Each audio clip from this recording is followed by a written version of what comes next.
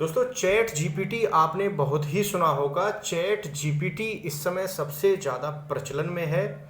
लोग chat GPT का उपयोग तरह तरह की जानकारी इकट्ठी करने के लिए ले रहे हैं, या लोग चैट जीपीटी का उपयोग तरह तरह के काम को कराने के लिए ले रहे हैं। आज इसी विषय पे हम लोग बात करेंगे। Punjab and Haryana high court द्वारा एक चैट जीपीटी का एक ट्रायल लिया गया।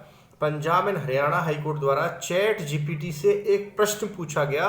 Punjab and Haryana high court के जज साहब द्वारा एक प्रश्न चैट जीपीटी से जुरिस्प्रूडेंस पर पूछा गया, जिसके द्वारा जो चैट जीपीटी जो एआई आर्टिफिशियल इंटेलिजेंस सॉफ्टवेयर है उसके द्वारा उसका जवाब दिया गया।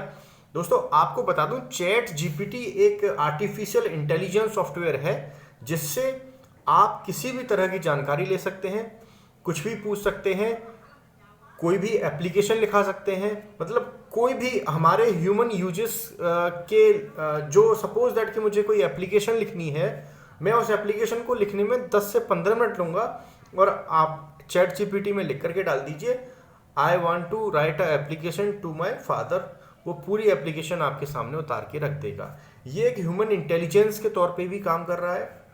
इसका उपयोग न्यायालय में किया जाना बेहद ही संवेदनशील है।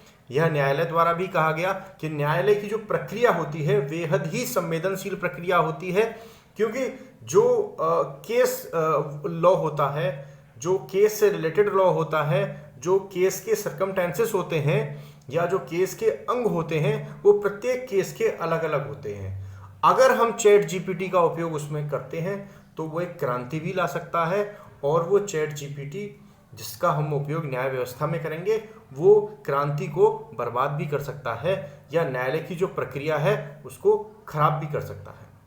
बिल्कुल दोस्तों, चैट जीपीटी एक आर्टिफिशियल इंटेलिजेंस है। मैंने आपको पहले भी बताया था, वीडियो में भी बताया था। चैट जीपीटी हमको केवल वही बताएगा जो उसके पास डेटा स्टोर है, या जो केस लॉ है, या कोई सेक्शन वाइज है, या कोई लॉ है जो उसके पास डेटा सेव है, वही बताएगा। लेकिन सुप्रीम कोर्ट, आपको पता होगा, माननीय उच्च न्यायालय एवं माननीय उच्चतम न्यायालय द्वारा प्रत्येक केस में डेली कुछ ना कुछ जजमेंट्स आते रहते हैं। उनके आधार पर ही जो लोअर कोर्ट होती हैं उनके आधार पर ही किसी मुकदमे का निर्णय लेती हैं। यदि मेरे ऊपर किसी सपोज दैट कि मेरे ऊपर 138 एनआई एक्ट का कोई मुकदमा चल रहा है और मैं एक सुप्रीम कोर्ट की जो लेटेस्ट रूलिंग थी मैं उसको अपने मुकदमे में लगाता हूं और उसके थ्रू मुझे चांसेस हैं कि मैं उसमें बरी हो सकता हूं। लेकिन अगर हम इसी चीज़ को चैट जीपीटी से पूछेंगे तो चैट जीपीटी उसमें पूरा सही आंसर नहीं दे पाएगा। चैट जीपीटी जो एक आर्टिफिशियल इंटेलिजेंस सॉफ्टवेयर है, जो उसकी क्षमता है उसी के हिसाब से वह आंसर दे सकता है और उसी के हिसाब से किसी हम मुकदमे का निर्णय लगा सकते हैं। अगर हम उसी के हिसाब से किसी मुकदमे का निर्णय लगाते हैं तो वह निर्णय सही भी हो सकता है और वह निर्णय गलत भी हो सकता है।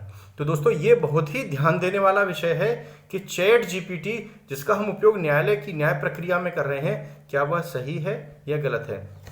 तो अभी आपको बताऊं, ये केवल एक ट्रायल के तौर पे या एक केवल जानकारी के तौर पे उपयोग किया गया था, और इसका उपयोग केवल एक जानकारी के लिए ही लिया गया था या एक ट्रायल के लिए ही लिया गया था। इसका उपयोग किसी केस को डिसाइड करने में नहीं किया गया था। ये केवल एक ट्रायल पर्पस से था। लेटेस्ट केस लॉज की आपको पता होगा, लेटेस्ट केस लॉज की इसमें कोई जानकारी नहीं है। लेटेस्ट केस लॉज जो डेली सुप्रीम कोर्ट या माननीय हाई कोर्ट द्वारा सुनाए जाते हैं वह इसमें कोई है नहीं। तो अगर हम इसकी जानकारी चैट जीपीटी से लेंगे तो इनको नहीं बता पाएगा, और इसी के हिसाब से ये इसके जो निर्णय होंगे वो गलत भी हो सकते हैं और सही भी साबित हो सकते हैं। दोस्तों, जो लोअर कोर्ट्स हैं जिनमें जो जज साहब बैठते हैं, मजिस्ट्रेट्स बैठते हैं, अगर वह इसका उपयोग कानूनी सलाह के तौर पे करें तो यह उपयोग एक तरीके से सही उपयोग हो सकता है। यदि मुझे किसी केस लॉ में या मुझे किसी एक्ट में या किसी अपने कानूनी केस में मुझे कोई सलाह लेनी है तो उसके तौर पे मैं इसका उपयोग कर सकता हूं। लेकिन यदि मैं इसका उपयोग किसी केस को डिसाइड करने में लेता हूं तो वह पॉजिटिव भी हो सकता है और वह नेगेटिव भी हो सकता है, क्योंकि आए दिन चैट जीपीटी को हैक करने की खबरें भी आ रही हैं। हम इसको यह नकार भी नहीं सकते कि चैट जीपीटी एक सेफ सॉफ्टवेयर है या एक सेफ प्लेटफॉर्म है जहां इसको हैक नहीं किया जा सकता, इसका सर्वर क्रैक नहीं किया जा सकता। आप आए दिन देखते होंगे किसी व्यक्ति द्वारा चैट जीपीटी का जो पेड वर्जन था उसको क्रैक कर लिया गया, या चैट जीपीटी द्वारा उसको क्रैक करके उसके जो वर्जन थे उसमें बदलाव किए गए। इस तरह की भ्रामक सूचनाएं भी उपलब्ध हैं। तो चैट जीपीटी एक प्रॉपर कानून व्यवस्था के लिए एक प्रॉपर चीज नहीं है। हम इसका उपयोग केवल एक प्रयोग के तौर पे कर सकते हैं या इसका उपयोग किसी जानकारी को लेने के लिए भी ले सकते हैं। कानून व्यवस्था में यदि अगर इसका उपयोग होता है तो वह इसका सही तरीके से फैसला भी सुना सकता है और गलत तरीके से फैसला भी सुना सकता है। यदि किसी केस में किसी को जमानत होनी है और चैट जीपीटी प्री प्लान्ड है, प्री हैक्ड है और उसने उसको जमानत नहीं दी, या किसी केस में किसी को बेल होनी है और चैट जीपीटी प्री हैक्ड था, उसको बेल नहीं होनी थी, उसको बेल प्रोवाइड करा दी, तो इस कंडीशन में कानून व्यवस्था का दुरुपयोग भी हो सकता है। कानून व्यवस्था, जैसा कि आपको भी पता है, कानून व्यवस्था एक बेहद ही संवेदनशील व्यवस्था है जिसका उपयोग किसी ह्यूमन द्वारा ही किसी मुकदमे की स्थिति को समझते हुए या किसी केस लॉ को समझते हुए ही सुनाया जाना आवश्यक है।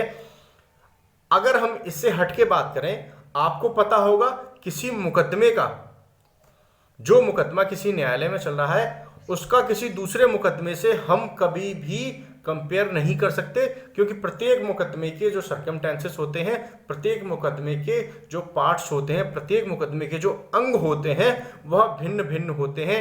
सभी मुकदमों के अंग दूसरे मुकदमे से हमेशा भिन्न होंगे, सभी मुकदमे एक दूसरे से अलग होंगे, सभी एक दूसरे के समान कभी नहीं हो सकते। तो इस चीज का अंदाजा आर्टिफिशियल इंटेलिजेंस से मेरे हिसाब से कभी नहीं लगाया जा सकता। दोस्तों, चैट जीपीटी हमारी लाइफ को साधारण भी कर रहा है और चैट जीपीटी हमारी लाइफ को असाधारण भी कर रहा है। यह हमको मानना होगा कि चैट जीपीटी एक बढ़िया चीज भी है और चैट जीपीटी एक खराब चीज भी है। दोस्तों, अगर आपको हमारी वीडियो अच्छी लगी हो तो हमारे चैनल को लाइक, सब्सक्राइब और शेयर करना ना भूलिएगा।